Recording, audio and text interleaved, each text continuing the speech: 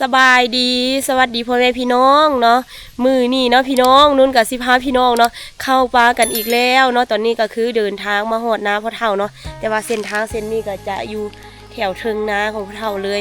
ก็จะเป็นเส้นทางค่อนข้างดีกันเลยเนาะมื้อนี้ก็15พี่น้องเนาะเข้าไปเบิ่งกระเทียมที่นุ่นกับอีแม่พากันไปปลูกเนาะตั้งแต่วันประมาณวันที่18 19นี่แหละของเดือนแล้วเนาะมื้อนี้ก็วันที่4ที่5เนาะอีแม่ก็เลยแบบว่าบอกให้ไปเบิ่งกระเทียมพ่นแดเนาะเพิ่นเป็นห่วงว่าซั่นย่านบ่ออกเดี๋ยวฝนก็บ่ได้ตกเนาะแล้วก็นุ่นว่าโอ้ยฝนสิตกจังได้เนาะฟื้นก็ยังบ่ตัดจักเล่มเนาะฝนตกในเว้นเลยบ่มีอันสิเผาดังไฟเนาะพี่น้องเพราะว่าดังไฟปิ่งไฟทุกมื้อในยามเช้าโอ้ยเนาะยังบ่ตัดฟื้นเถื่อครอบครัวนุ่นแต่ว่าฟ้านี่ครึมๆเย็นๆคือฝนสิตกพี่น้องเนาะเดินทางมาฮอดจุดนี้ก็คืออากาศเย็นดีคักเนาะเป็นป่าแก่เป็นป่าตึบเนาะแล้วก็เขาเจ้าก็สร้างอุ้งน้ำเนาะข้างหลังนี่จะเป็นอุ้งน้ำที่คนจีนเขาเจ้ามาให้ฟรีว่าสั้นๆมาสร้างให้ฟรีเนาะเพราะว่าภายในหมู่บ้านของนุ่นน่ะเขาเจ้ายังบ่มี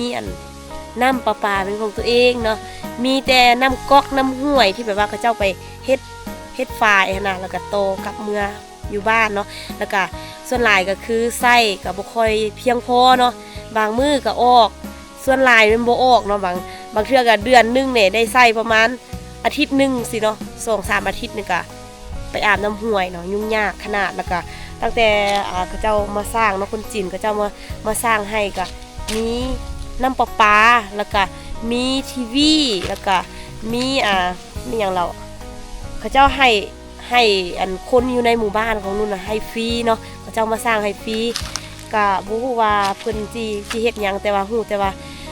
คนในหมู่บ้านของนุ่นได้โทรทัศน์ได้จานดาวเทียมแล้วก็ได้น้ำประปานี่ทุกครัวเรือนฟรีเนาะก็คือน้ำประปาเนี่ยเขาเจ้าบ่ได้เก็บเงิน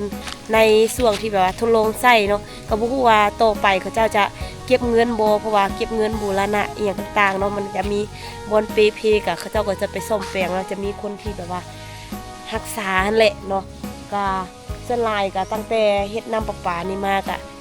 อยู่ภายในหมู่บ้านคือว่าน้ำก็สะดวกหลายขึ้นเนาะมีน้ำอาบน้ำใช้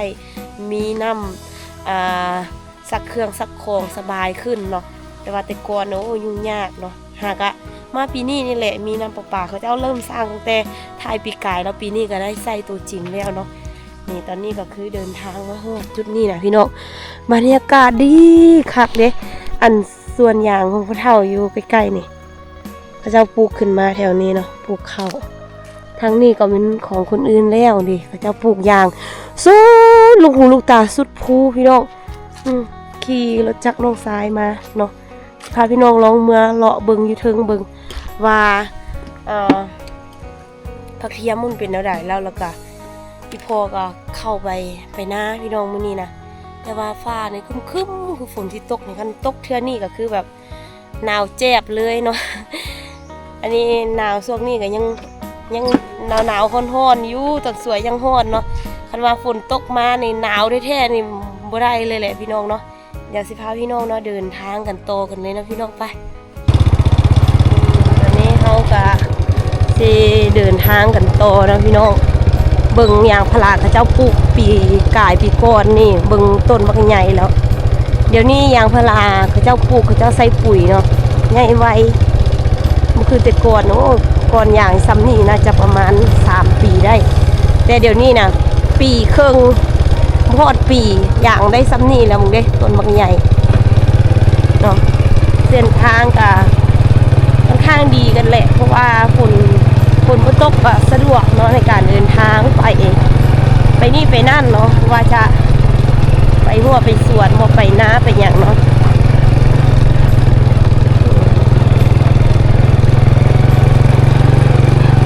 ผู้อยากค้าเด้อช่วงนี้ผู้ใดไปเที่ยวไปเล่นเนาะเส้นทางดีแบบซี่ไหลจนฮอดภูพุ่นเลยฮอดถึงภู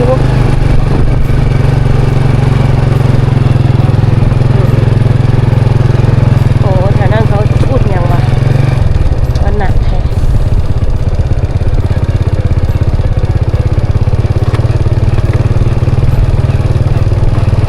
โอ้มืดกึ๊บเลยปลาจูดแบบสั้นน่ะมาอ อกออกงูออกอย่างได้ทันโอ้โหเพราะงั้นเขาเจ้าเผาอันก้งมักเดือดเขาเจ้าทับทิมมานะเฟืองเนี่ยโอ้โหโอ้ยมืดเลยบ๊อบโอ้ยตกขุมโอ้โหเบิ่งสภาพนู่นดิ ก็เห็นอย่างเลยโอ้ยมืดตายแค่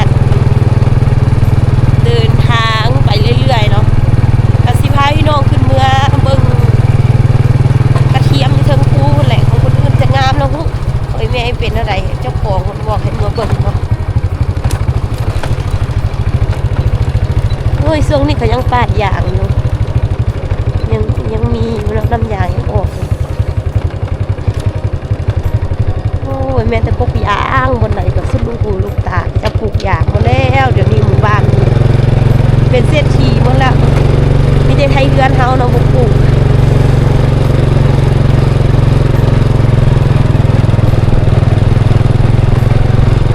ทางไปใส่มอเตอร์ไซค์กับคันว่าเป็นช่วงฤดูแล้งมันค่อนข้างสะดวกจังซี่แหละ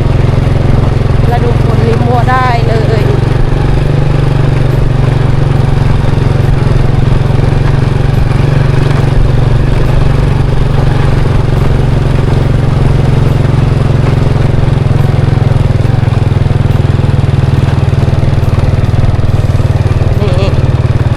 ฮอดส่วนยางเจ้านี่เราจะได้แยกขึ้นเมื่อถึงเนาะเป็นทางน้อยๆนี่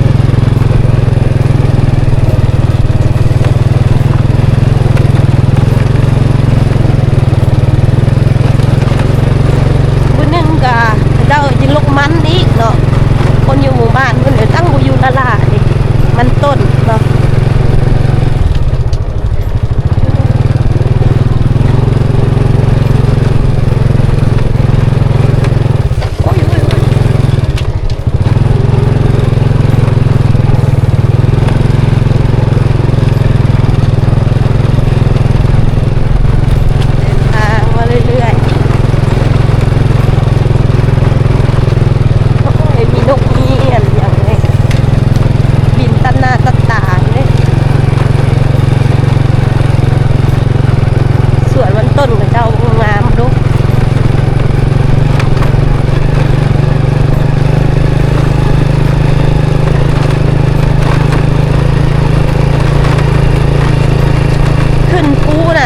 มีแต่ของปลูกของฝั่งของคนอยู่ในหมู่บ้าน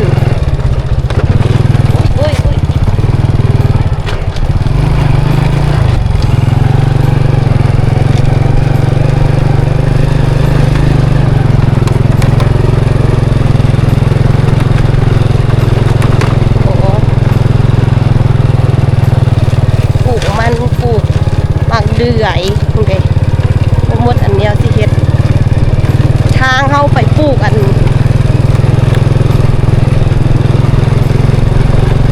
กระเทียมนะพี่น้องเด้ทางไปปลูกกระเทียมความยากลำบาก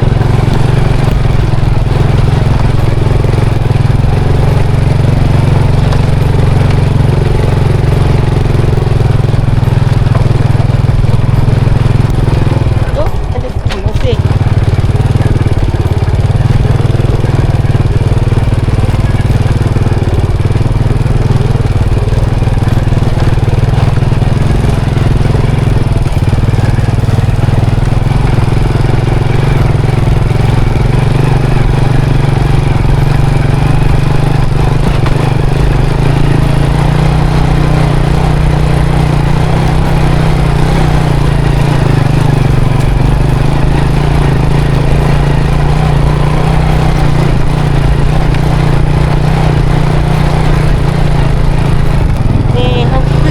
ขี่ขึ้นภูมาเรื่อยๆเนาะจะมาหอดจุดนี้แล้วโอ้โหก่อนที่จะมาถึงนี่ไกลมากโอ้โหจอดเบรกรถอย่างเดียวเจ้าโอ้โหมาหอดแล้วจ้าไก่พอสมควรพี่น้องขนาดขี่รถจักรเลยนี่ มาหอดนี่ไงญาติตูกตานอนค่ะบรรยากาศดีคักๆมื้อนี้ว่าสิพาพี่น้องเนาะอันไปดักหนูแล้วแต่ว่าอีแม่ว่ามื้ออื่นสิได้ไปช่วยญาติพี่น้องนุ่นเนาะเขาเจ้าสิอันเฮ็ดฮีดคองเฮ็ดฮีดน้อยนะเจ้าแต่งงานกันยังบ่ได้กินดองเทื่อแบบว่าลักษณะไปขอไปมั่นนะเฮ็ดน้อยๆอยู่บ้านสิได้ไปช่วยเวียกเขาเจ้าเนาะเลยแบบว่าบ่ให้ไปใส่เทื่อมื้อนี้เนาะไปมื้อฮื้อพุ่นว่าเนาะมื้อนี้ก็บ่ได้ไปเลยมาเบิ่งกระเทียมให้เพิ่นซะเนาะเด้บรรยากาศให้พี่น้องเบิ่งบรรยากาศดีครับฟ้าลมบักแห้งๆเลยบางเดือนเขาเจ้าตัดแล้วมือเข้ามานี่ยังบ่ตัดถึงนี่ตัดหมดแล้วอยู่ใส่ก็คือเขาเจ้าปลูกยางมื้อน่ะพี่น้องฟังนั่นนี่มันยางบ่ได้เขาเจ้าปลูกคั่นน่ะเห็นน่ะมันเป็นจังซั่นน่ะบอนใหญ่ก็เริ่มคักแล้วเนาะแต่แถวได้หาก็เริ่มปลูกครับเทื่อบริเวณแคบสวนแคบแล้วแต่มีผักบัวผักอย่างได้ผักซีมีเดี๋ยวอยู่เดี๋ยวกินได้จะปลูกนี่พี่น้องเงินสิพาพี่น้องมาเบิ่งกระเทียมของคุณแม่นะโอ้ยเขาจะปลูกก่อนเฮาน่าจะมือ1 2 มือออกแล้วเด้ของผู้ใดก็ปลูกน้อยหน่อย เด็กปลูกน้อยเดียวแท้ว่าของเฮาแม่นอันนี้เทิงคนบ่แม่นนี่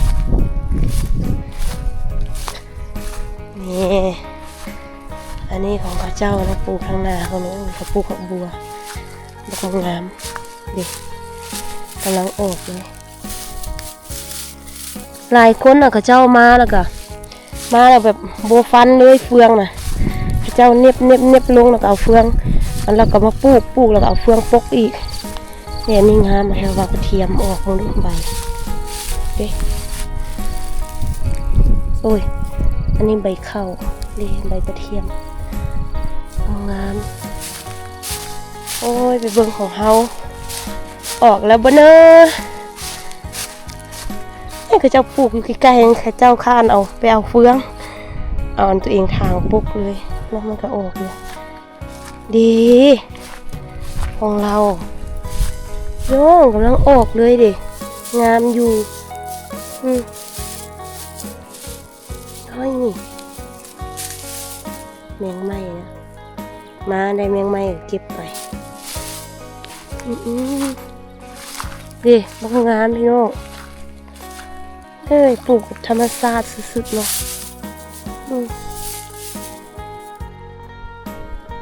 กำลังออกเลยเดี๋ยวอีกประมาณเดือนหนึ่งถึงจะมาเบิ่งอีกรอบนึงแถวนู้นปลูกอยากทีนึงเลยเห็นมันออกลายแล้วก็ไอเมวานผักกาดแถวนี้นะนี่ผักกาดกำลังออกเลยเด้มันไม่ค่อยเห็นเพราะว่ามันมีลูกกองเฟืองอยู่เด้น่าจะงามเลยร้อนจังนะนี่กาดแล้วหวานแถวนี้หลายลูกออกปิ่นเลยกล้าไปมัวเลยยันเหยียบ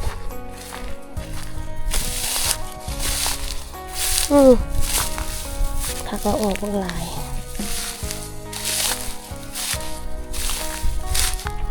นี่คันว่ามันใหญ่มานี่โอ้ยมาเก็บนี่อ่อนๆเลยแหละมาเบิ่งซื่อๆเนาะมาเรียกเบิ่งลาดล้าวมันว่าผักเขาเป็นจังไดแล้วแบบว่าเขาปลูกมันออกบ่ออกบ่เนาะมาเบิ่งก็โอเคถือว่าผักเทียมอะไรทำไมเด้เริ่มออกแล้วหัวน่าจะใหญ่ดีครับเลยสูงใบมันนี่อยากเอาเฟืองอันนี้นะไปปลูกข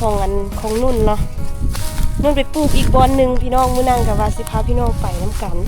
แต่ว่าไปหอดบอนปลูกคือว่าแห้งแรงคือว่าแห้งจังสั่นน่ะคุณยานมันบ่ออกหลายพี่น้องยานบ่ออกแท้ๆแล้วก็บ่มีเฟืองจังซี่อีกเพราะว่าคนปลูกหลายเนาะคนปลูกหลายแล้วเฟืองมันน้อยเนาะเด็กมึงแม่ที่แถวนี้นะเขาจะปลูกมันบักงามเดี๋ยวหัวพักบัวพักน้อยๆเด้เขาเอาไป เย็บใส่จังซี่เลยเดี๋ยวบ่นั้นเฮาปลูกเขาเนาะเย็บใส่จังซี่เลยแล้วก็เฟืองปกเดี๋ยวบ่งามออกมามันเป็นไก่ของเฮาเนาะเริ่มออกซ้ำกันอันนี้เขาเจ้าน่าจะปลูกก่อนเฮาจักมือนึง2มือนี่แหละเนาะแล้วก็เฮามาปลูกกันหลังเขาเจ้า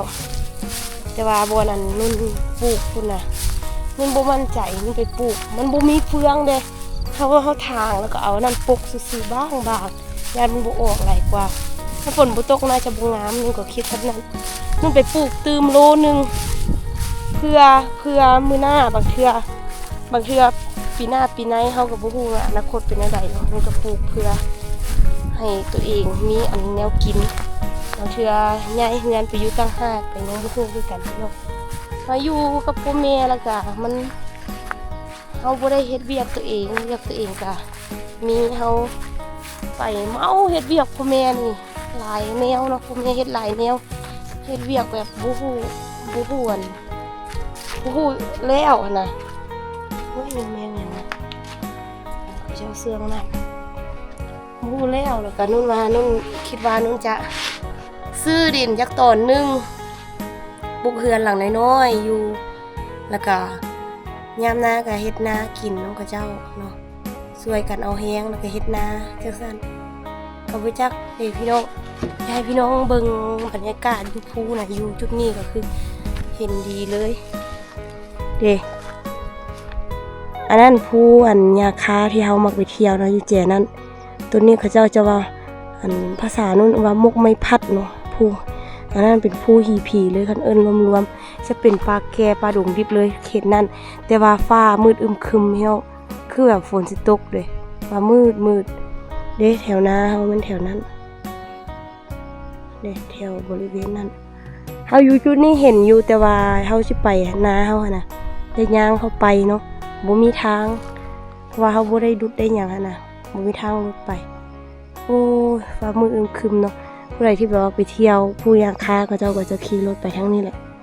ผู้นี่อยู่แจนี่บอนเขาเจ้ามักไปเที่ยวไปเล่นหั่นน่ะแต่ว่าทางนี้เขาเจ้ามักปล่อยงัวปล่อยควายหรือว่าเป็นบอนที่แบบว่าอันเฮาย่างเนาะเฮาย่างตั้งแต่หมู่บ้านไปฮอดภูอันนี้แล้วก็ย่างไปจนกว่าจะฮอดนี่ก็ประมาณมื้อปลายเนาะฮอดวันเฮาพักคั่นน่ะไปสวนพุ่นมากะมาแวะเพราะว่าอยากมาเบิ่งแม่นนี่ว่ายังมีอยู่บ่พ่อเฒ่าเมียนละบ่หรือว่าแบบเราก็ยังใส่อยู่บ่พอดีไปพุ่นมาเห็นเราไปกุ้งแม่นมาเนาะน่าจะบ่ถึกหนู เพราะว่าช่วงนี้ก็คือหนูนี่เข้าไปอยู่ป่าแล้วเนาะบ่ค่อยได้แบบบ่มาแล้วน่ะนาเพราะว่ามันบ่มีหยังให้มันกินแล้วเด้เนาะไปอยู่ป่าพุ่นแหละเนาะมาสาธิตวิธีใส่แม่นกันอย่าลืมเอาใส่ดู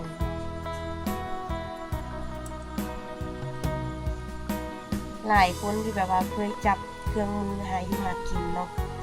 แบบนี้นะเจ้าจะรู้เลยว่าวิธีใส่แบบได้เนาะมันจะไม่ยากแต่คนที่แบบว่าบ่เคยจับเลยอะนะมาจับมันบ่เป็นเนาะยากวิธีหาอยู่หากิน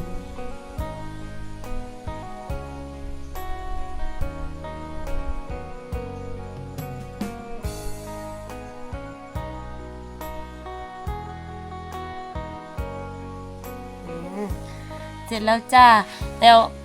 อันเฮาต้องตั้งแบบใดนี่พี่น้องเบิ่งเนาะสังเกตเนี่ยทางนี้มันจะเป็นทางเข้าเนาะทางนี้มันจะมีไม้คันแบบสิ